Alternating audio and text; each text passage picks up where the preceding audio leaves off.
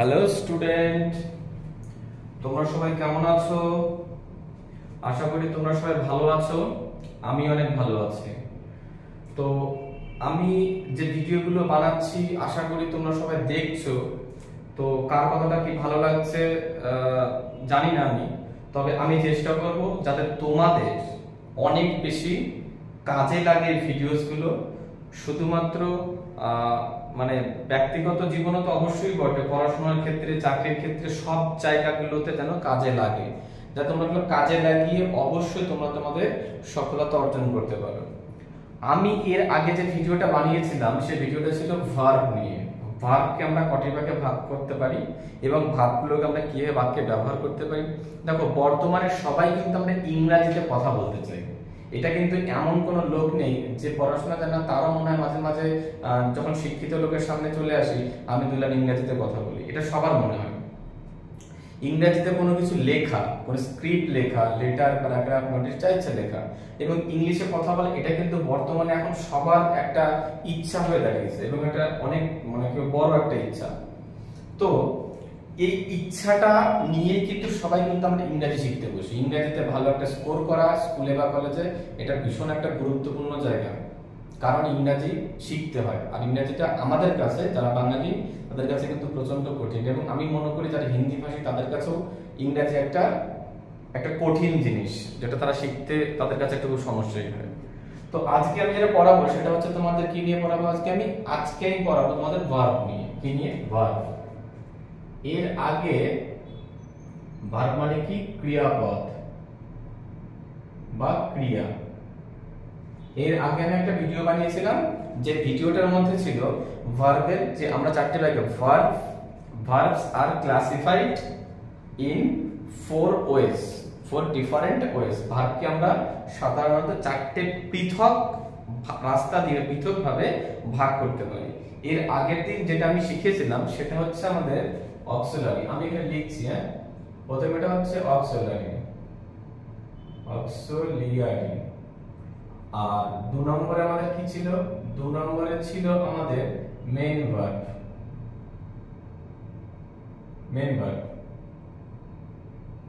ঠিক আছে। 3 নম্বরে কি ছিল? 3 নম্বরে ছিল আমাদের ট্রান্সিটিভ।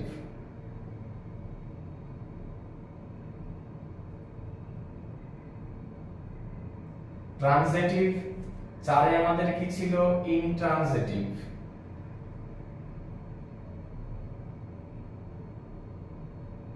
ইনট্রান্সিটিভ। 5 আমাদের কি ছিল? ফিনিট। 6 আমাদের কি ছিল? নন ফিনিট। 7 আমাদের কি ছিল? স্টেট করে দিলাম একটা, স্টেট, এস টি এ টি, স্টেট। আর একটা হচ্ছে ইভেন্ট।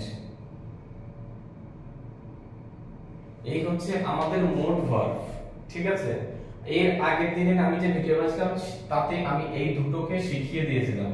আমি সবগুলো একটা ভিডিওতে শেখাতে পারতাম, আমি সরে দাঁড়াচ্ছি কারণ তোমাদের দেখতে অসুবিধা হয়, ওজন্য আমি সরে দাঁড়াচ্ছি।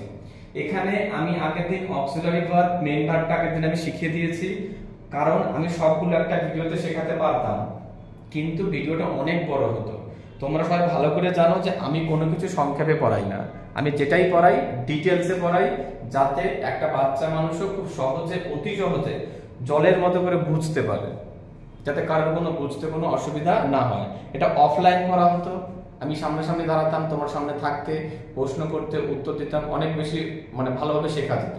যেহেতু ক্লাসটা অনলাইন হচ্ছে, আমি ভিডিওস বানাচ্ছি, তখন সেখানে তোমাদের আমার একটু ডিটেলসেই করাতে হবে।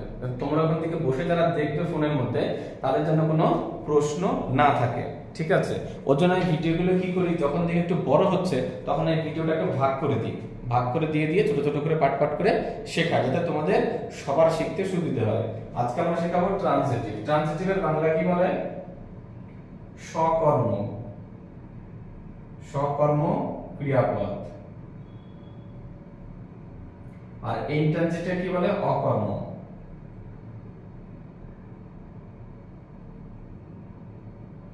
ফিনিটটাকে কি বলা হয়?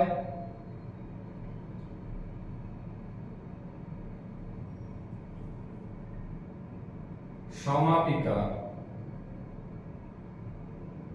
সমাপিকা ক্রিয়াপদ, আর এটাকে কি বলা হয়? অসমাপিকা ক্রিয়াপদ। অসমাপিকা ক্রিয়াপদ। আর এটা তোমরা জানো, এটা হচ্ছে একটা স্টেট, অবস্থানধর্মী।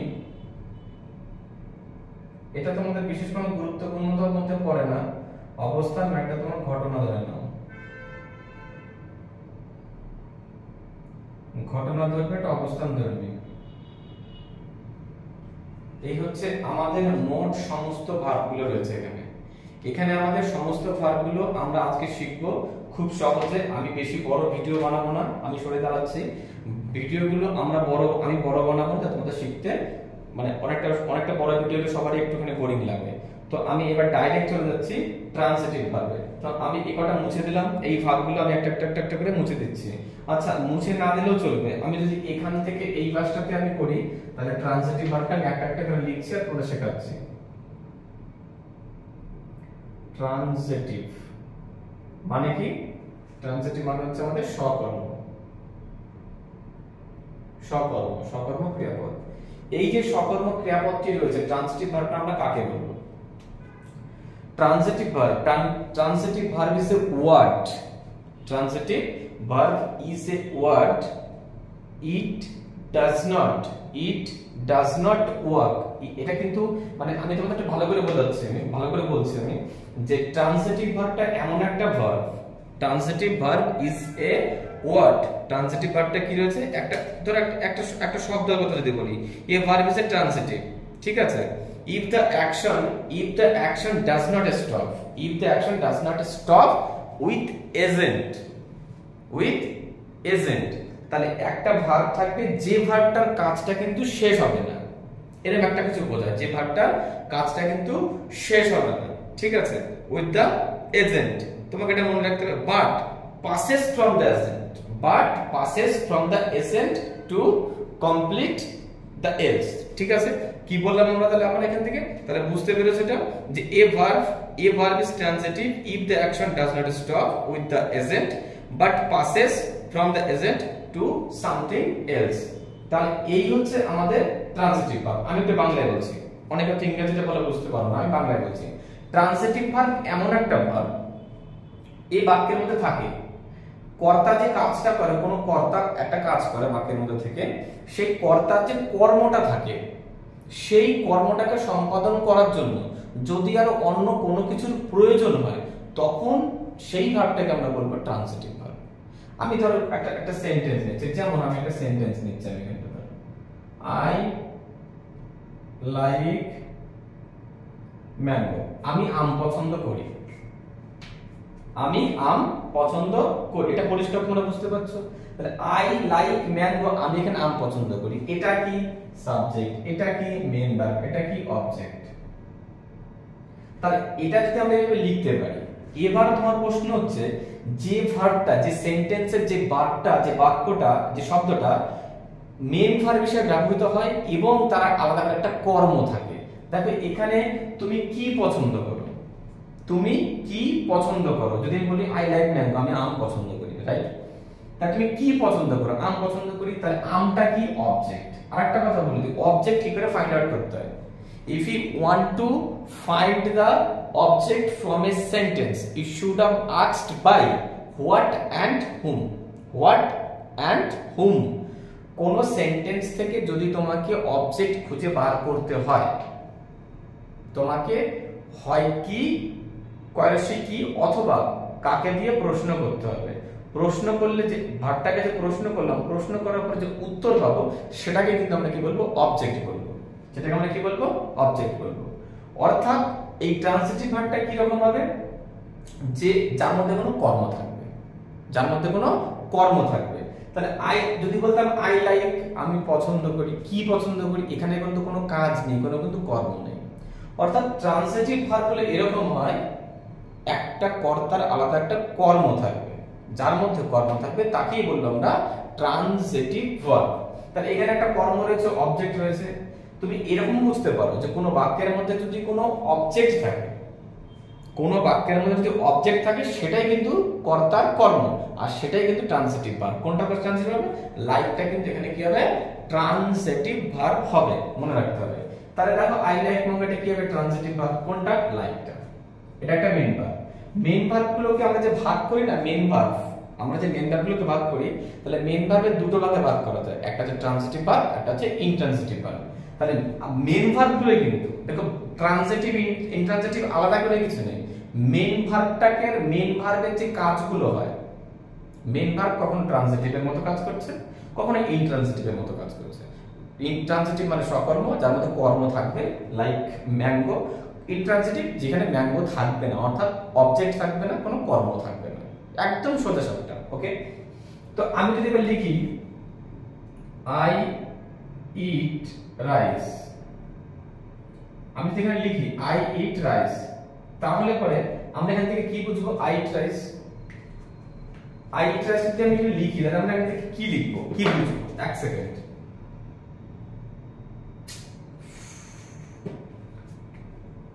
I eat rice হয়েছে। এবার দেখো এখান থেকে যদি আমরা একটা লিখি, দেখো এখানে একটা সাবজেক্ট রয়েছে, এটা মেইন ভার্ব রয়েছে, এটা অবজেক্ট রয়েছে, এটা কিন্তু মেইন ভার্ব, এটা কিন্তু সাবজেক্ট। তাহলে সাবজেক্ট এটা আমাদের মেইন ভার্ব, এটা আমাদের অবজেক্ট। বোঝা গেল? তাহলে তোমাকে এখান থেকে কি বুঝতে হবে? এটাও কিন্তু এখানে একটা অবজেক্ট আছে, যে সেন্টেন্সে অবজেক্ট থাকবে সেটাই ট্রান্সিটিভ ভার্ব, এক কথা। এবার তুমি যদি বলে অবজেক্ট কি করে খুঁজে পাবো, তোমাকে প্রশ্ন করতে হবে, এটা বললাম যে কি অথবা কাকে দিয়ে প্রশ্ন করতে হবে, হোয়াট এবং হুম দিয়ে প্রশ্ন করতে হবে।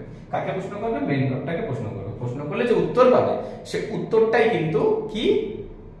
Transitive verb. ওকে, তার মানে মনে করতে হবে এটা উত্তরটা হচ্ছে অবজেক্ট, তার ভার্বটা কি হবে? Transitive verb. আমি যদি এখন লিখি আই রিড, আর কিছু না, আই রিড, তাহলে আই রিডটা কি? Transitive verb. রিডটা কি? Transitive verb, intransitive verb. Intransitive verb কেন? কয় প্রশ্ন করবে কেন? এখানে কোনো কর্ম নেই। আই রিড মানে আমি পড়ি, কি পড়ি? অর্থাৎ কোন বাক্যকে যদি কি দিয়ে প্রশ্ন করো, যে উত্তর পাবে সেটাই কিন্তু অবজেক্ট। আবার কখনো হুম দিয়ে, কাকে দিয়ে প্রশ্ন করলে যে উত্তর পাবে সেটাই কিন্তু অবজেক্ট। যে বাক্যগুলোতে থাকবে সেই ভার্বটা হবে ট্রান্সিটিভ, যে সেন্টেন্সটার মধ্যে, বাক্যগুলোর মধ্যে অবজেক্ট থাকবে না, সেগুলো কিন্তু ইনট্রান্সিটিভ ভার্ব। তাহলে আশা করি ট্রান্সিটিভ আর ইনট্রান্সিটিভ নিয়ে কারোর কোনো প্রশ্ন থাকার কোনো কথা নেই। তাহলে এতক্ষণ আমি তোমাদের যা যা বোঝালাম, আশা করি তোমরা সেগুলো পরিষ্কার করেই বুঝে গেছো। ঠিক আছে, এটা নিয়ে কারোর আমার মনে হয় না কোনো সমস্যা থাকার কোনো কথা আছে, একটা কথা আছে। ঠিক আছে, transitive verb needs a object. সবসময় মনে কর, transitive verb needs a object to complete the meaning. Transitive verb কি করে? একটা অবজেক্ট নিয়ে আসে, সে কি করে পুরো বাক্যটা সম্পূর্ণ মানে করতে পারে, পুরো সম্পূর্ণ মানেটা বোঝায়, তারপরে কিছু জিজ্ঞাসা করার থাকে না। ইনট্রান্সিটিভটা কি? ইনট্রান্সিটিভটা ঠিক তার উল্টোটা হয়, তার মধ্যে অবজেক্ট থাকে না, সে বাক্যটাকে সম্পূর্ণ করতে পারে না। অর্থাৎ ইনট্রান্সিটিভ মানে অকর্ম ক্রিয়াপদ, তার মধ্যে কোনো কর্ম থাকবে না। বোঝা গেল? তাহলে মানে আপাতত তোমাদের ট্রান্সিটিভ ইনট্রান্সিটিভ বাক্যে কি করে ব্যবহার করতে হয়, কোন বাক্যটা থেকে আমি মেইন ভার্বটাকে ট্রান্সিটিভ বলবো, কোন বাক্যটার মধ্যে থেকে আমি ইনট্রান্সিটিভ বলবো, এটা নিয়ে কারোর কোনো সমস্যা থাকবে না। এবং ট্রান্সিটিভ ইনট্রান্সিটিভ বাক্যে আমরা কি ব্যবহার করব, সেটা নিয়েও কারোর কোনো সমস্যা থাকার কথা না, কারণ আমি এখানে পুরোটা আলোচনা করে দিয়েছি। যে আই লাইক ম্যাঙ্গো, যদি ম্যাঙ্গো থাকে, যদি রাইস থাকে, তাহলে এটা ট্রান্সিটিভ হবে, বিকজ এর মধ্যে কি দেখতে পাচ্ছি আমরা? অবজেক্ট দেখতে পাচ্ছি। ওকে, আর যার মধ্যে আই রিড কি জানি না, বুক, তাহলে সেইখানে আমরা কি বুঝবো? তাহলে এর মধ্যে অবশ্যই কোনো কর্ম নেই, তাহলে এটা অবশ্যই কিন্তু ইনট্রান্সিটিভ ভার্বের মধ্যে কিন্তু পড়বে। দেখো আমি এখানে দেখে কথা বলে তোমাদের অনেকে বিরক্ত লাগতে পারে, কারণ এটা দেখতে পাচ্ছ না। আমি যদি একটু সরে দাঁড়াই, তোমাদের দেখতে সুবিধা হয়। তাহলে আপাতত তোমাদের একটুখানি নিয়ে কারো কোনো সমস্যা নেই ট্রান্সিটিভ সকর্ম ক্রিয়াপদ নিয়ে। তাহলে আমরা কি এরপরে কি ফিনিট ভার্বে যাব না সেটা একটুখানি দেখে নাও তোমরা, কারণ এইগুলো তোমাদের দেখা তো খুবই দরকারি।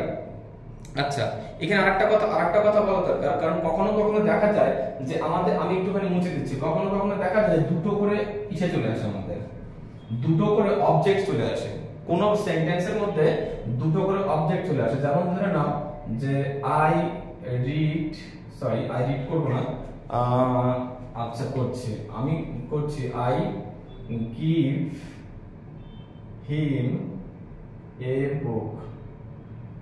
I give him a book. দেখো এখানে কিন্তু কটা অবজেক্ট রয়েছে, দুটো অবজেক্ট রয়েছে। কোনটা কোনটা?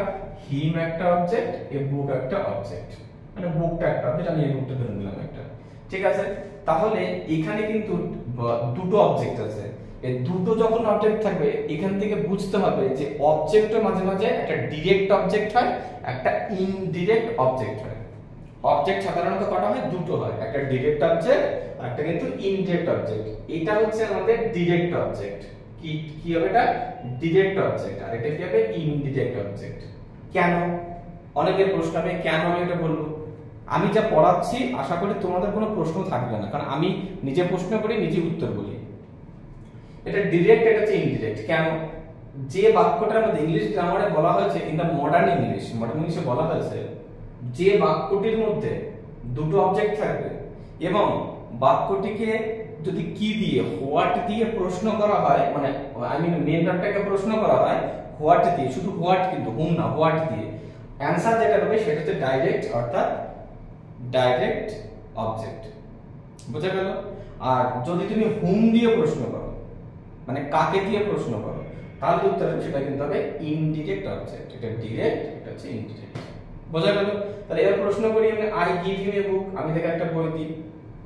আমি কি দিয়ে প্রশ্ন করি? হোয়াট দিয়ে। আমি কি দিই তাকে? এ বই দিই। তাহলে হোয়াট মানে কি? দেখো উত্তর আসবে এ। আর যদি আমি বলি যে আমি কাকে বই দিই, তাকে দিই, তাহলে কাকে দিয়ে প্রশ্ন, মানে হুম দিয়ে প্রশ্ন করতে হচ্ছে। হুম দিয়ে প্রশ্ন করলে যে অ্যানসারটা আসবে সেটা কিন্তু অবশ্যই কিন্তু ইনডিরেক্ট অবজেক্ট। এটা কিন্তু তোমাকে কিন্তু মনে রাখতে হবে। তাহলে এই ইনডিরেক্ট আর ডিরেক্টের মধ্যে কিন্তু একটুখানি পার্থক্য আছে। আচ্ছা, কিছু কিছু ট্রান্সিটিভ ভার্ব রয়েছে, আবার কিন্তু দেখো এখানে কিছু কিছু ট্রান্সিটিভ ভার্ব রয়েছে কিন্তু দুটো করে কি লাগে? ভার্ব থাকে। যেমন এটা দুটো করে অবজেক্ট থাকে, দুটো করে ভার্ব না, দুটো করে অবজেক্ট থাকে। কিছু কিছু সেন্টেন্স হয় যার মধ্যে দুটো করে আমরা অবজেক্ট খুঁজে পাই, যেমন এই বাক্যগুলো। সেখানে প্রথমটাকে আমরা কি বলবো? ইনডিরেক্ট, আর দ্বিতীয়টাকে আমরা কি বলবো? ডিরেক্ট বলবো। কারণটা কি আমি এক্ষুনি তোমাদের বলে দিয়েছি। তো এটা নিয়ে তোমাদের আমার মনে হয় না কারোর কোনো রকম আর সমস্যা থাকতে পারে। এবার আমাদের দেখা যায় যে কিছু কিছু সময় দেখা যায় কিছু কগনিটিভ অবজেক্ট দেখা যায়। কগনিটিভ অবজেক্ট মানে কি? যে কিছু কিছু অবজেক্ট রয়েছে মেন ভার্বের মতো করে কাজ করে। কিছু অবজেক্ট রয়েছে, ওই যেখানে যেমন দেখতে পাচ্ছ বুক রয়েছে আর এখানে গিভ রয়েছে, বা হিম আর গিভ, এই যে দুটো গিভটা হচ্ছে মেন ভার্ব, হিমটা হচ্ছে অবজেক্ট, এবং বুকটা হলো অবজেক্ট। কিন্তু কখনো কখনো দেখা যায় যে ওই অবজেক্টগুলো মেন ভার্বের মতো করে কাজ করে। অবজেক্টগুলো কি করে? মেন ভার্বের মতো করে কাজ করে। যখন মেন ভার্বের মতো করে কাজ করে তখন তাকে বলা হয় কগনিটিভ অবজেক্ট, অর্থাৎ সমধাতুজ অবজেক্ট। মানে মেন ভার্ব আর ওই অবজেক্ট সমান সমান, মানে একই রকমের দেখতে লাগে। কিছু কিছু সময় তোমার এটা কিন্তু একটু মানে দেখে নিতে হবে, কারণ অবজেক্টগুলো যখন তোমরা শিখছো তো তোমাকে এটা শিখতে হবে। ঠিক আছে? Some intensitive verb takes after them an object similar to the verb, such an object is called the cognitive object. তাহলে কি কি রয়েছে আমাদের এখানটা? যে কিছু কিছু অবজেক্ট রয়েছে, যে অবজেক্টগুলো থেকে আমাদের কি বুঝতে হবে? যে এগুলো সমধাতুজ। ঠিক আছে? সমধাতুজ কোনগুলো? এবার আমরা যদি কয়েকটা উদাহরণ নিয়ে নিই যে সমধাতুজ কোনগুলো করতে হবে। যেমন ধরে নাও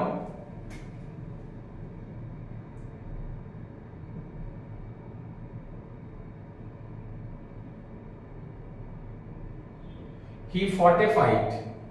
দেখো এখানে he has fought a fight, f a u। ঠিক আছে? এটা তো একটা মেইন ভার্ব আর ফাইটটা তো একটা মেইন অবজেক্ট। তাহলে এখানে কিন্তু এটা কি আসবে? মেইন ভার্ব, এটা কি আসবে? অবজেক্ট। তাহলে আমি এটাকে কি বললাম যে সমধাতুজ কোনগুলোকে আমরা বলবো? যখন তুমি দেখবে যে অবজেক্ট আর মেইন ভার্ব একই রকম লাগছে, দুটোই কিন্তু মেইন ভার্ব, দুটোই কিন্তু মেইন ভার্ব। এটা ভার্বের থার্ড ফর্ম বসিয়েছি এখানে, এটা ভার্বের ফার্স্ট ফর্ম। তাহলে এখানে এই ভার্বটা কি? ভার্বটা কিন্তু অবজেক্টের মতো হিসেবে কাজ করছে, তখন আমরা এটা কি বলবো? সমধাতুজ বলবো, কগনিটিভ অবজেক্ট বলবো। ঠিক আছে? তো আমার মনে হয় না এটা নিয়ে কারোর কোনো সমস্যা থাকতে পারে। আচ্ছা, আবার আবার কিছু কিছু সময় যে ট্রান্সিটিভ ভার্ব আর ইন্ট্রান্সিটিভ ভার্বে কি হয়, কিছু কিছু সময় দেখা যায় যে most verbs can be used both the transitive and intransitive. কখনো কখনো দেখা যায় যে বেশিরভাগ ক্রিয়া ট্রান্সিটিভ এবং ইন্ট্রান্সিটিভ দুটোর মতো করেই কাজ করে। ঠিক আছে? কি করে? দুটো একই ধরনের কাজ করে। যেমন ধরে নাও a driver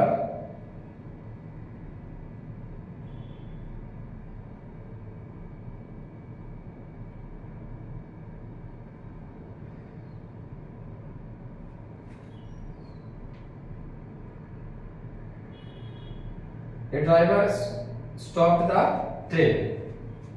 A driver stopped the train. এই যে এখানে স্টপটা কথা লেখা রয়েছে না, এটা কিন্তু তোমার কি বোঝাচ্ছে? এটা ট্রানজিটিভ বোঝাচ্ছে। A driver stopped the train. A driver stopped the train. এবার যদি আমরা ইনট্রানজিটিভ করি তাহলে কি দাঁড়াবে? The train stopped suddenly. The train stopped suddenly. তো দেখো এখানে কিন্তু কোনো অবজেক্ট নেই, এই সেন্টেন্সটার মধ্যে কিন্তু কোনো object. The train stop suddenly, suddenly এটা তো অবজেক্ট না। তাহলে the driver stopped the train, suddenly মানে হঠাৎ করে, তো এটা অ্যাডভার্ব।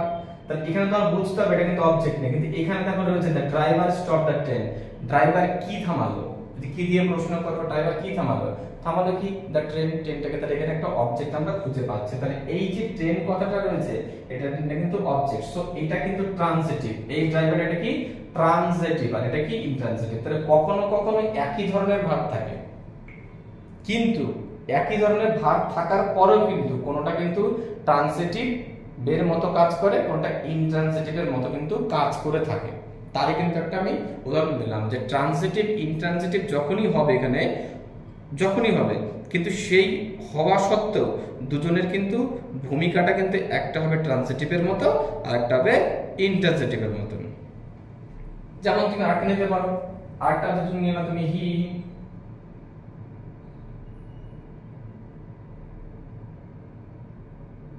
স্পোক ট্রুথ, সে সত্যি কথা বলে। সে কি বলে? সত্যি কথা বলে, ট্রুথ। তাহলে এখানে দেখো অবজেক্ট তুমি পাচ্ছ, তাহলে এটা কি দাঁড়াচ্ছে? Main verb. এই মেইন ভার্বটা কি দাঁড়াবে? কিসের মতো করে কাজ করছে?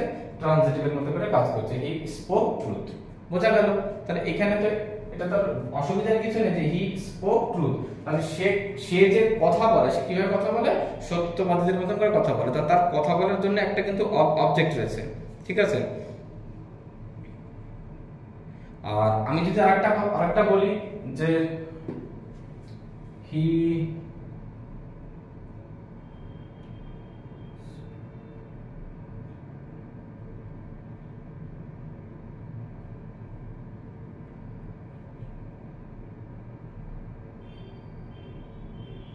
হার্টলি, হি স্পোক হার্টলি, মানে সে কথা বলে কিভাবে? তার কথা বলার ভঙ্গিগুলো কি গর্বের মতো করে, হার্টলি, ঠিক আছে? তো এই যে একটা কথা, দুটো সেন্টেন্স, ঠিক আছে? দুটো সেন্টেন্স, এই দুটো সেন্টেন্সের মধ্যে আমরা কি খুঁজে পাচ্ছি? আমি যে হি স্পোক ট্রুথ একটা লেখা রয়েছে, হি স্পোক হার্টলি। হি স্পোক কি দাঁড়াচ্ছে এখানে? হার্টলি দাঁড়াচ্ছে। তাহলে এখান থেকে আমাদের কি বুঝতে হবে? যে এর মধ্যে কিন্তু অবজেক্ট আছে, এর মধ্যে কিন্তু অবজেক্ট নেই, এটা কিন্তু অ্যাডভার্ব। তাহলে সে কথা বলে সত্যবাদীদের মতো, তাহলে কিভাবে? কি সত্য, সো এটা কিন্তু অবজেক্ট, আর এটা তাহলে কি হবে? ট্রান্সিটিভ। আর হি স্পোক হার্টলি এর মধ্যে অবজেক্ট নেই, এটা অ্যাডভার্ব, তাহলে এটা কিন্তু ইন্ট্রান্সিটিভ ভার্ব। তাহলে দেখো স্পোক এখানে স্পোক।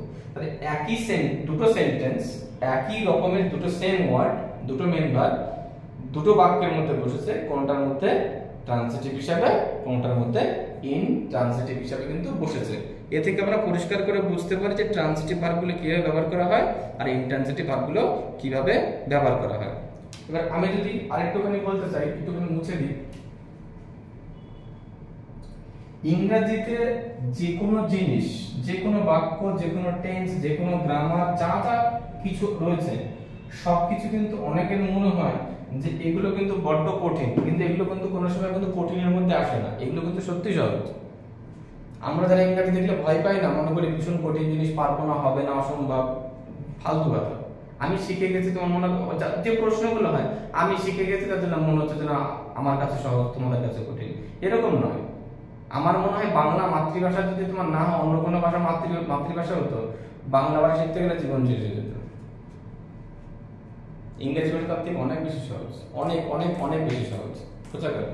আচ্ছা, কিছু কিছু আমাদের ইনট্রান্সিটিভ ভার্ব আছে, কিছু কিছু ইনট্রান্সিটিভ ভার্ব আছে, লাস্ট বলছি আমি ট্রান্সিটিভ ইনট্রান্সিটিভ। কিছু কিছু ইনট্রান্সিটিভ ভার্ব রয়েছে, যেটা ইনট্রান্সিটিভ গুলো ভার্বগুলো কাজ করে ট্রান্সিটিভের মতো করে। কিছু কিছু ইনট্রান্সিটিভ ভার্ব রয়েছে, যেমন মনে করো the horse, the horse walk, the horse walks, ঘোড়াটি হাঁটে। কি করে? ঘোড়াটি হাঁটে। তাহলে এখন যদি আমি বলি যে এটাকে আমি ইন্ট্রান্সিটিভ থেকে ট্রান্সিটিভ বানাবো, দি horse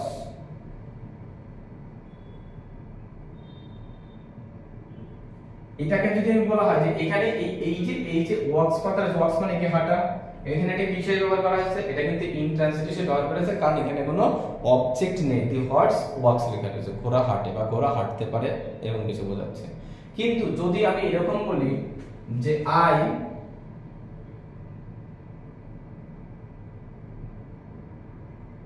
I walk the horse, আমি ঘোড়াটাকে হাঁটিয়ে নিয়ে যাই। I walks the horse, এটা কোন ভাবে তুমি বলতে পারো, I walks the horse, তুমি এভাবে বলতে পারো যে সে নিয়ে যেতে পারো, হি ওয়াকস দা হর্স, সেটাও তুমি করতে পারো, অসুবিধার কিছু নেই। আই বললে পরে এসটা দরকার নেই, আর যদি ওখানে হি করে দাও তাহলে পরে এসটা তুমি এখানে লিখতে পারো। ঠিক আছে, হি ওয়াকস, তাহলে হি ওয়াকস দা হর্স। তাহলে এই যে এখানে লেখা আছে হি ওয়াকস দা হর্স, সে ঘোড়াটাকে হাঁটিয়ে নিয়ে যায়। দেখো এখানে কিন্তু এটা একটা সাবজেক্ট, এটা মেইন ভার্ব, আর এটা কিন্তু অবজেক্ট। তাহলে যে বাক্যটার মধ্যে অবজেক্ট থাকবে, আমরা এতক্ষণ তাই শিখেছি, যে বাক্যটার মধ্যে অবজেক্ট থাকবে সেই বাক্যটাকে আমরা কি বলবো? ট্রান্সিটিভ ভার্ব বলবো। অর্থাৎ সেই মেইন ভার্বটাকে অর্থাৎ ওয়াকটাকে আমরা বলবো ট্রান্সিটিভ ভার্ব এটাকে। আর এখানে কিন্তু দেখো দা হর্স ওয়াকস কথা লেখা আছে, কিছু না। তাহলে এখান থেকে আমরা কি বুঝলাম যে এটা হচ্ছে ইন্ট্রান্সিটিভ, এটা হচ্ছে ট্রান্সিটিভ ভার্ব। বোঝা গেল? কারণ এখানে একটা কর্ম রয়েছে, হি ওয়াকস দি হর্স, ঘোড়াটাকে সে হাঁটিয়ে নিয়ে যাচ্ছে। কাকে? ঘোড়াটিকে। তখন এখানে একটা অবজেক্ট পাচ্ছে, তার মানে এই মেইন ভার্বটার কর্তাটা কি রয়েছে? একটা অবজেক্ট রয়েছে, একটা কর্ম রয়েছে। কর্ম থাকলে পরে সেটা কি হবে? সকর্ম ক্রিয়াপদ। আমরা লিখে দিয়েছি ট্রান্সিটিভ মানে সকর্ম ক্রিয়াপদ। তাহলে এখান থেকে আমরা যেটা বুঝে গেলাম যে যে বাক্যটার মধ্যে কর্ম থাকবে সেটা হবে সকর্ম বা হচ্ছে ট্রান্সিটিভ ভার্ব। বোঝা গেল? তো এখানে আমরা যেটুকুনি যা শিখলাম এই ট্রান্সিটিভ ভার্ব ইন্ট্রান্সিটিভ এর মধ্যে, তাহলে তোমাদের মনে হয় না কারোর কোনো সমস্যা থাকার কোনো কথা আছে? তাহলে নিশ্চয়ই তোমরা বুঝতে পারলে আমি কি বললাম। তাহলে হি ওয়াকস দ্য হর্স, তাহলে এটা কি হবে? আমাদের ট্রান্সিটিভ হবে, এটা কি হবে? ইন্ট্রান্সিটিভ হবে। তাহলে এখানে তোমাকে একটা কথা পরিষ্কার করে বুঝতে হবে যে ট্রান্সিটিভ ইন্ট্রান্সিটিভের মধ্যে কি পার্থক্য। কেননা ট্রান্সিটিভে কর্ম থাকবে, ইন্ট্রান্সিটিভে কর্ম থাকবে না। বোঝা গেল? তাহলে আমার মনে হয় ট্রান্সিটিভ নিয়ে আর কাটার কোনো সমস্যা নেই। তাহলে এবার আমি চলে যাচ্ছি ফিনিট নন ফিনিটে যাচ্ছি। দেখো এটাও কিন্তু একটা গুরুত্বপূর্ণ, কারণ ফিনিট নন ফিনিটটা কি, এটা কেন গুরুত্বপূর্ণ?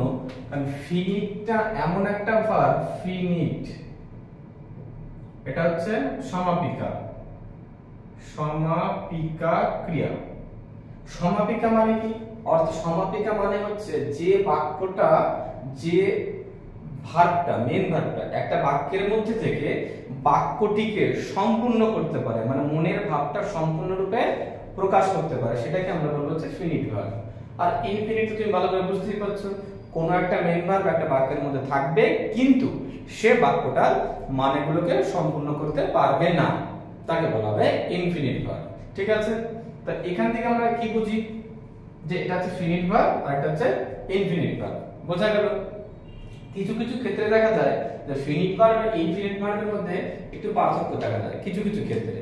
তো এখানে আমাদের যে ইনফিনিট ভার্ব আর ফিনিট ভার্বগুলো যে রয়ে গেছে সেটা নিয়ে আমরা একটুখানি বলি।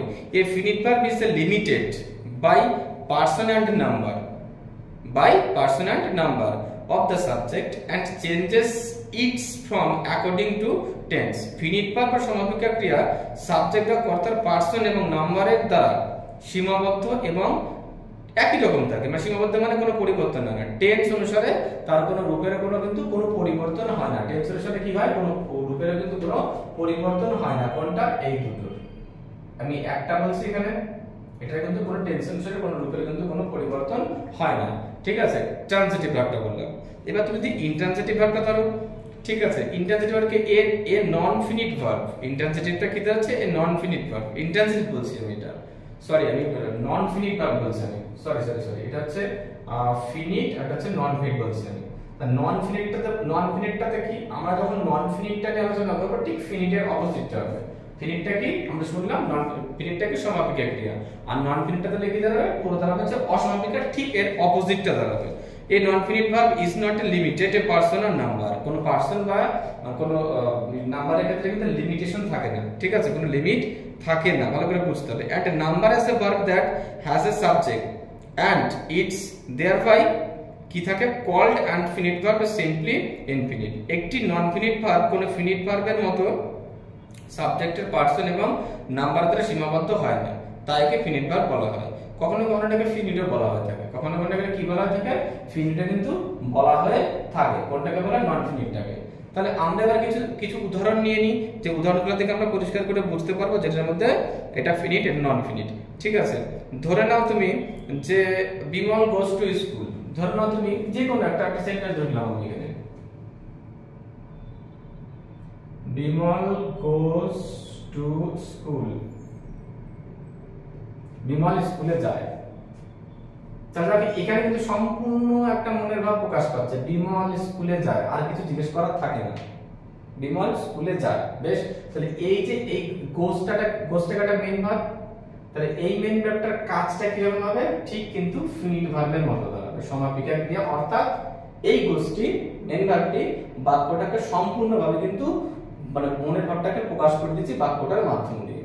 কিন্তু আমি যদি বলি, আমি কিছু সেন্টেন্স বলি, যে সেন্টেন্সগুলোতে কি করতে হয়, যে সেন্টেন্সগুলোতে আমি লিখবো সম্পূর্ণ মনের ভাব প্রকাশ পাবে না, যে সম্পূর্ণ বাক্যগুলোতে মনের ভাব প্রকাশ পাবে না, সেই সম্পূর্ণ বাক্যগুলোতে আমরা কি বলবো, নন ফিনিট ভার্ব বলবো। কিছু কিছু সেন্টেন্স এরকম রয়েছে যেগুলো কিন্তু সম্পূর্ণভাবে মনের ভাব প্রকাশ করে না।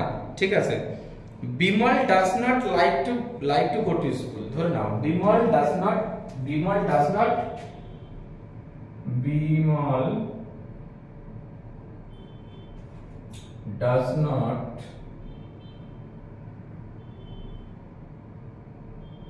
go to Bimal does not go to school, Bimal does not go to school, Bimal does not go to school every day to the, ঠিক আছে। আচ্ছা আমি একটু পরে বলছি, আমি দেখো এই যে এই সেন্টেন্সটার মধ্যে কিন্তু একটুখানি পার্থক্য হবে, যে Bimal does not go to school, ঠিক আছে। তো এখানে যদি আমি আরেকটা দিয়ে মেইন ভার্ব না লাগাই তাহলে কিন্তু আমি লিখতে পারবো না, কারণ Bimal does not like two করতে হবে, আমি এখানে স্টপ বললাম, Bimal does not like two করতে হবে। কেন লাইক টু করতে হবে, Bimal does not like to go to school, দেখো বিমল স্কুলে যেতে পছন্দ করে না, Bimal does not like to go to school, তবে এখানে বলছে বিমল স্কুলে যেতে পছন্দ করে না, কেন, একটা কথা আসবে না, আসবে না। তাহলে এই বাক্যটা দিয়ে কিন্তু সম্পূর্ণ মনের ভাবটা প্রকাশ পাচ্ছে না, কি পাচ্ছে না, সম্পূর্ণ মনের ভাবটা প্রকাশ পাচ্ছে না। ঠিক আছে, তো আমরা এটাই তো শিখলাম যে যদি ফিনিট হয় তাহলে সম্পূর্ণ একটা মনের ভাব প্রকাশ করবে, আর যদি নন ফিনিট হয় তাহলে কি হবে, সম্পূর্ণ মনের ভাব প্রকাশ করবে না। তাহলে বিমলেরটা কি হবে, Bimal goes to school, Bimal স্কুলে যায়। বেশ, ফুল স্টপ আর কিছু দর্পণ দেন মনের প্রকাশ হচ্ছে। Bimal does not like to go to school, Bimal স্কুলে যেতে পছন্দ করে না, কেন, সঙ্গে সঙ্গে প্রশ্ন হবে কেন। তখন তাহলে এই থেকে আমরা কি বুঝলাম, এই যে লাইক কথাটা লেখা রয়েছে, লাইক টু রয়েছে, লাইক টু, এই যে গোটি, এগুলো সবই কিন্তু কি ভার্ব, নন ফিনিট ভার্ব। কি ভার্ব, এই যে নন ফিনিট ভার্ব, এটা কিন্তু আমরা শেখাচ্ছি, নন ফিনিট ভার্বটা আমরা শেখাচ্ছি।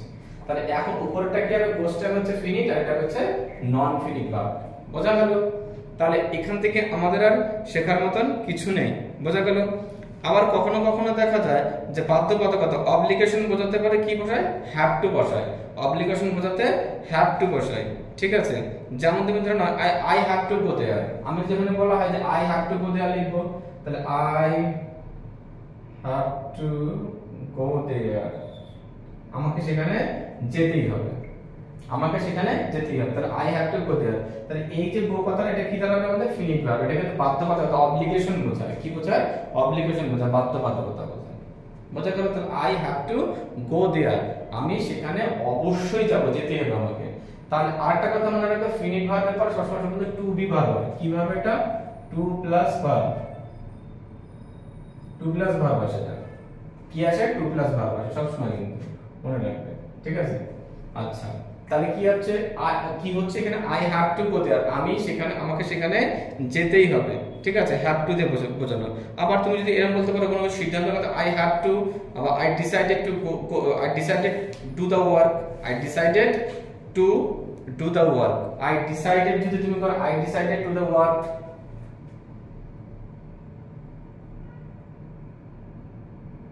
I decided to the work, to do করে দিয়ে একটা to do the work, ঠিক আছে, তাহলে to do the work, তা এই হচ্ছে আমাদের কথা। তাহলে এখন এখান থেকে আমরা কি বুঝলাম যে I decided to do the work, তাহলে আমাকে আমরা ঠিক করেছিলাম কি কাজটা আমাকে করতে হবে, ঠিক আছে, কাজটা আমাকে করতে হবে। তাহলে এইগুলো কিন্তু দেখো খুব একটা কঠিন নয়, একটু যদি মানুষ মন মানে একটুখানি ধরে ধরে শেখে তাহলে আমার মনে হয় শিখে যাবে। তাহলে I decided to do the work, তাহলে আমি সিদ্ধান্ত নিয়েছিলাম কাজটা আমি করব। তাহলে এই যে এখানে কোন ভার্বটা রয়েছে, এই যে ডিসাইড কথা রয়েছে, ডিসাইড মানে কি ডিসাইডেড ঠিক করেছিলাম, টু এই টুটা লেখা রয়েছে, এগুলো সবই কিন্তু আমাদের কিসের মধ্যে পড়বে, এগুলো কিন্তু সবই আমাদের ট্রান্সিটিভ ভার্বের মধ্যে কিন্তু সরি ফিনিট ভার্ব নন ফিনিট ভার্বের মধ্যে কিন্তু পড়বে, ঠিক আছে।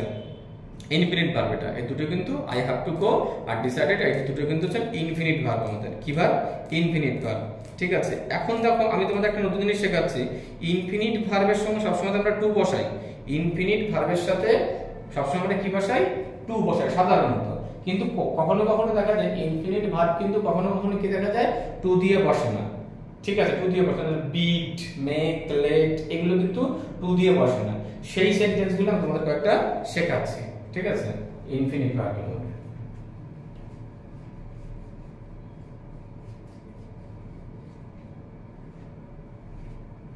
আচ্ছা, আমি যদি তোমাদের বলি যে ফিনিট ভার্ব আর নন ফিনিট ভার্বের মধ্যে কি হতে পারে, পার্থক্য হতে পারে, তাহলে I bade him go, I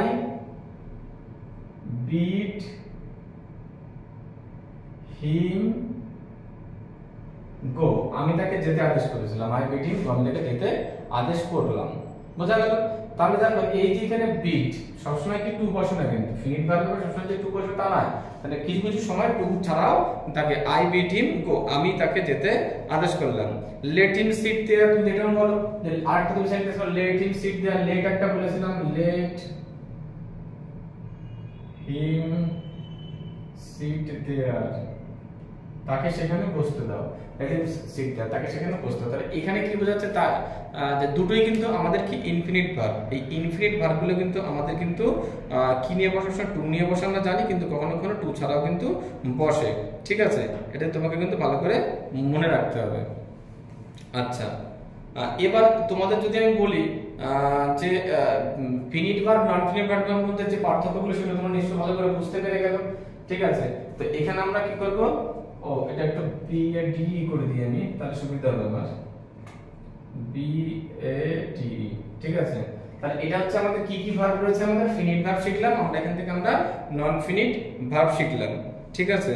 তো কারোর তো কোনো সমস্যার কথা না, সমস্যা যা ছিল আমি সব পরিষ্কার করে বুঝিয়ে দিয়েছি প্রত্যেককে, কারণ নন ফিনিট ভার্ব ফিনিট ভার্ব এগুলো খুব ইম্পর্টেন্ট, বাক্যগুলো একটা বাক্য ইংরেজিতে সাজানোর জন্য, একটা বাক্য লিখতে গেলে পরে ওগুলো অবশ্যই তোমাকে কিন্তু জানতে হবে, তাছাড়া তুমি কিন্তু ফিনিট ভার্ব নন ফিনিট ভার্ব তুমি কিন্তু করতে পারবে না, কারণ এগুলো বাক্যের মধ্যে ব্যবহার করাটা ভীষণ গুরুত্বপূর্ণ, না হলে পরে তোমার কিন্তু অসুবিধা হয়ে যাবে, শিখতে পারবে না। তাহলে পরিষ্কার করে তুমি এটা বুঝতে পেরে গেলে যে কি অসুবিধা, কি অসুবিধা নিয়ে গেছে। তাহলে I bade him go, let him sit there, তাহলে এই দুটো কি আমাদের ইনফিনিট ভার্ব বা নন ফিনিট ভার্ব, ঠিক আছে। তাহলে আমরা এখন চলে যাব হচ্ছে স্টেট আর ইভেন্টে চলে যাব আমরা, এরপরটা আমাদের কি দাঁড়াবে, স্টেট আর ইভেন্টে দাঁড়াবে। স্টেট ইভেন্টে কি রকম দেখুন, in the modern English grammar finite verb, যে finite verb থাকে না, finite verb classified in two groups বা two types, কি রকম ভাবে সেটা, they are the, একটা রয়েছে তোমার স্টেট আর একটা রয়েছে event, they are the state and event, একটা হচ্ছে স্টেট একটা হচ্ছে ইভেন্ট। তো এখানে আমি লিখলাম, এখানে ধরো আমি এখানে ভার্ব বলে লিখছি, ভার্বের যদি ফিনিট ভার্ব হয়, ফিনিট ভার্ব যদি হয় তাহলে ফিনিট ভার্বের দুটো ভাগে ভাগ করা যাচ্ছে, একটা হচ্ছে স্টেট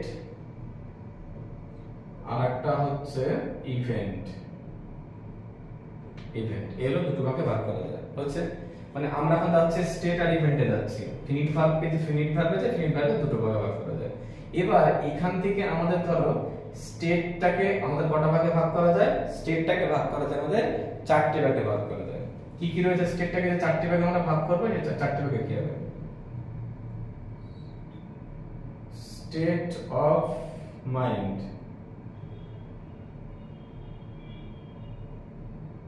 আচ্ছা, এটা লেখার আগে আমি একটা কথা বলে নিই, সবাইকে বলে দিয়ে নেই যে আমার এই চ্যানেলটা কিন্তু শুধুমাত্র কিন্তু ইংরেজি গ্রামার শেখানো হয় না। আমার এই চ্যানেলটার মধ্যে কিন্তু আমি কথাটা বলতে ভুলে যাই বলে হঠাৎ করে মনে পড়লো যে আমি চ্যানেলটার মধ্যে শুধু কিন্তু গ্রামার শেখাই না, আমি সমস্ত গ্রামারগুলো শিখিয়ে স্পোকেন ইংলিশ করো।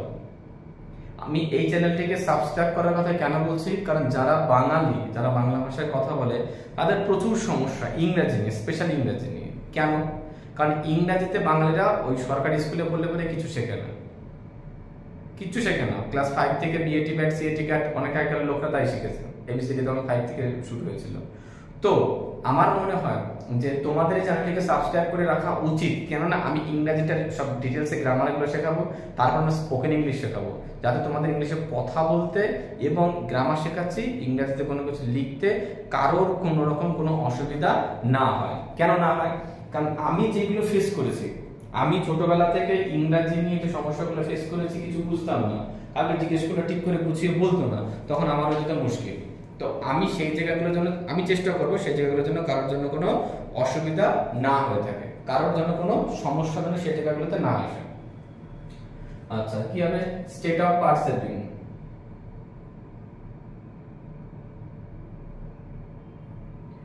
নাম্বার 2 কি আসবে? State of mind and emotional.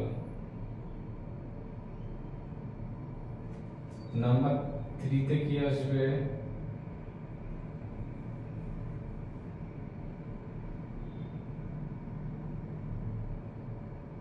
Number 4 এ আসবে হচ্ছে রিলেশনশিপ।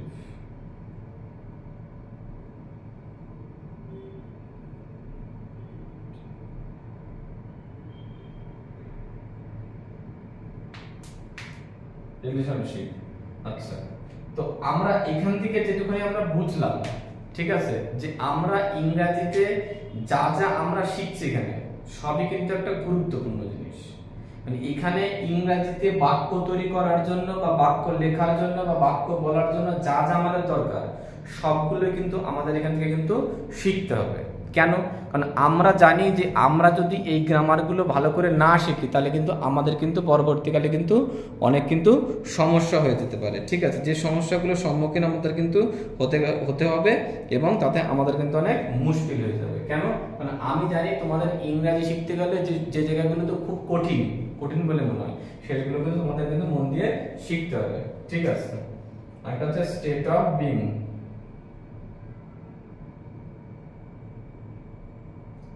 আমি তোমাদের কেন এই কথাগুলো বলি জানো? কারণ আমি জানি একজন বাঙালি হয়ে ইংরেজি শেখা বড্ড কঠিন।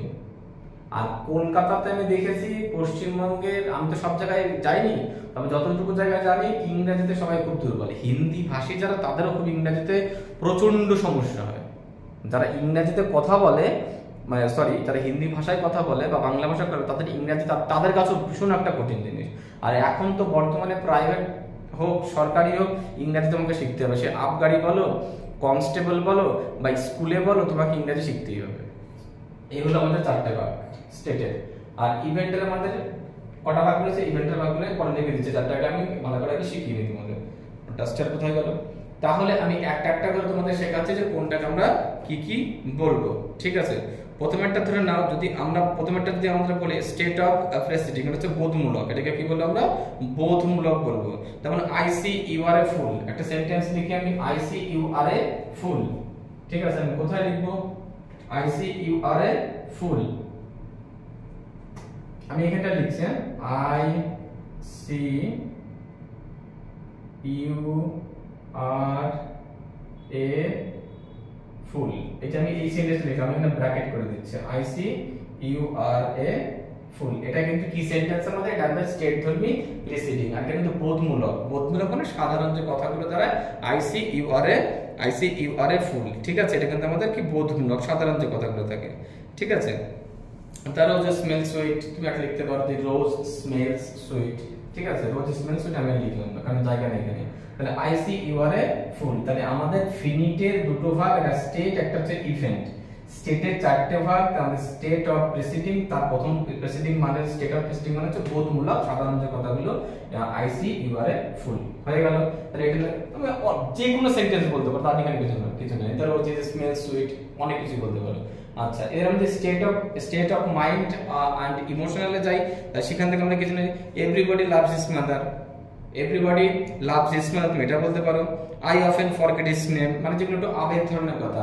এভরিবডি লাভস হিজ মাদার, তো সবাই তার মাকে ভালোবাসবে, তাহলে না আবার কিছু নেই, তাহলে এভরিবডি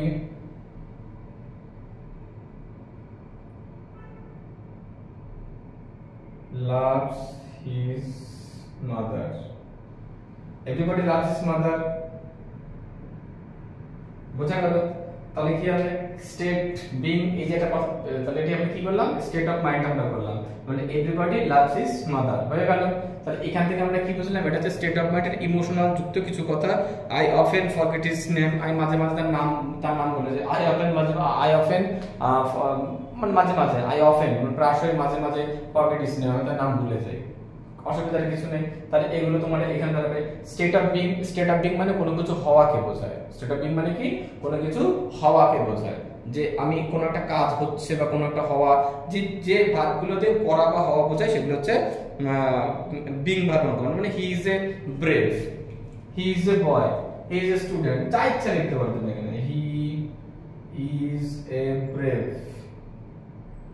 তাহলে এখানে ইজটা কি, এই যে ইজটা কি, ইজটা হচ্ছে কিন্তু এখানে স্টেট ধর্মী বিং ভার্ব হিসেবে ব্যবহার করা হচ্ছে, হওয়া বোঝাচ্ছে। কি বোঝাচ্ছে, হওয়া বোঝাচ্ছে, বোঝা গেল।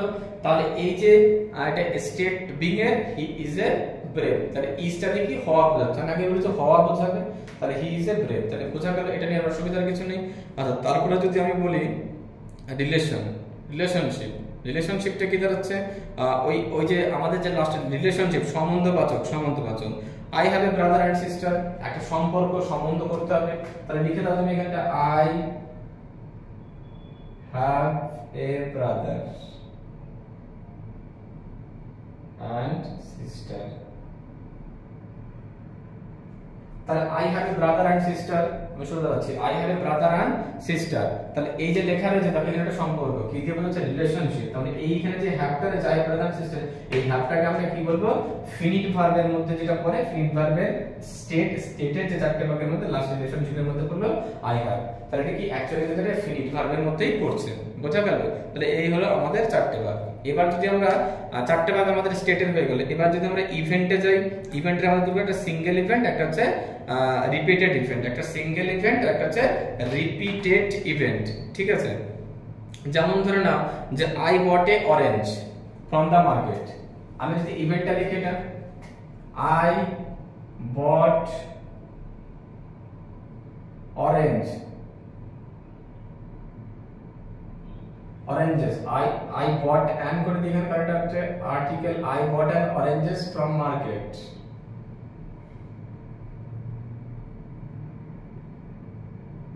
আচ্ছা, I bought an oranges from market, আমি বাজার থেকে আম কিনি, এটা কিন্তু সিঙ্গেল ইভেন্ট বোঝায়, এটাকে আমরা কি বলবো, সিঙ্গেল ইভেন্ট বুঝবো, ঠিক আছে, এটাকে আমরা কি বুঝবো, সিঙ্গেল ইভেন্ট বুঝবো।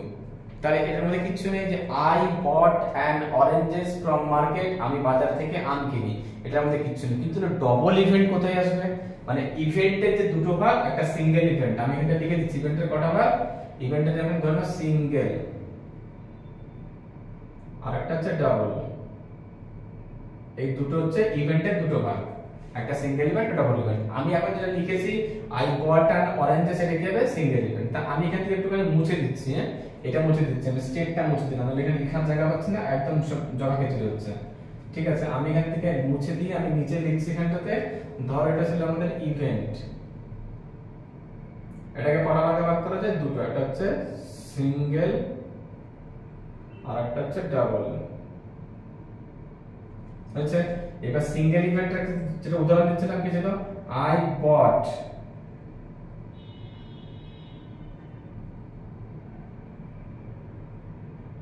an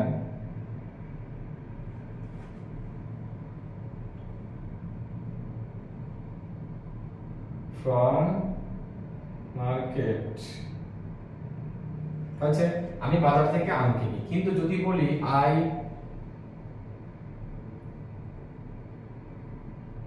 I buy an orange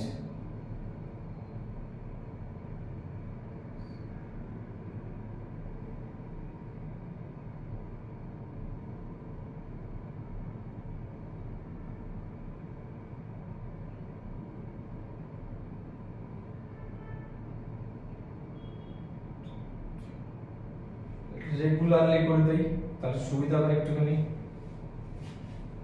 regularly, I bought oranges from market regularly, ঠিক আছে। এই হচ্ছে আমাদের রিপিটেড বা ডাবল। তুমি ডাবল বলতে পারো, রিপিটও বলতে পারো, রিপিটেড বা রেগুলারলি। তাহলে I bought an oranges from market, এটা কিন্তু তাহলে সিঙ্গেলে রিপিট করা হচ্ছে না, তুমি শুধু একদিনের কথা বলছে, আমি বাজার থেকে আম কিনেছিলাম, আর কিচ্ছু না। এখানে বলা হচ্ছে I buy an oranges from market regularly, আমি প্রত্যেকদিন বাজার থেকে আম কিনে নিয়ে আসি। আমি ছোট যাচ্ছি, আমি পেটে যাচ্ছি, আমি প্রত্যেকদিন আম কিনে নিয়ে আসি। কোথা থেকে কিনে নিয়ে আসি? বাজার থেকে কিনে আসি। তাহলে রিপিট করা হচ্ছে, তাহলে ডাবল রেগুলারলি মানে কন্টিনিউয়াসলি। সো এটা কিন্তু কি দাঁড়াবে? ডাবলে দাঁড়াবে। তাহলে ইনফিনিটের স্টেট আমরা আগে চারটে করেছি, ইভেন্টের দুটো বললাম সিঙ্গেল আর ডাবল। এটা হচ্ছে সিঙ্গেল, এটা হচ্ছে ডাবল। তাহলে যে কর্মগুলো কিন্তু ইনফিনিটির কি দাঁড়াবে? রেগুলার কন্টিনিউয়াসলি দাঁড়াবে, সেগুলো কিন্তু দাঁড়াবে তোমার ফিনিশের মধ্যে, সিঙ্গুলারের মধ্যে। রেগুলার না, সরি, যেটা আমাদের মানে একদিনের কথা বোঝাবে সেটা কিন্তু সিঙ্গুলার সিঙ্গেল, আর যেটা আমাদের প্রতিদিন দাঁড়াবে রেগুলারলি সেটা কিন্তু আমাদের দাঁড়াবে ডাবল। যাই হোক, এখানে আমাদের সমস্ত ভাগগুলো শেষ হলো। আগে একটা ভিডিও করেছিলাম ভাগ নিয়ে, সেটা দেখে নিও, আর এই ভিডিওটা দেখে নিও। ভিডিওটা যদি ভালো লাগে কমেন্ট, শেয়ার, লাইক, সাবস্ক্রাইব যেগুলো করতে করে দিও, ঠিক আছে। তো এরপরের ভিডিওসগুলোতে আমরা আরো কিছু গ্রামার নিয়ে আসবো, যে গ্রামারগুলো তোমাদের সত্যি খুব দরকারি হবে, কথা বলা বা ইংরেজিতে লেখা সমস্ত কিছুর জন্য। তো পরের ভিডিওতে আবার দেখা হচ্ছে।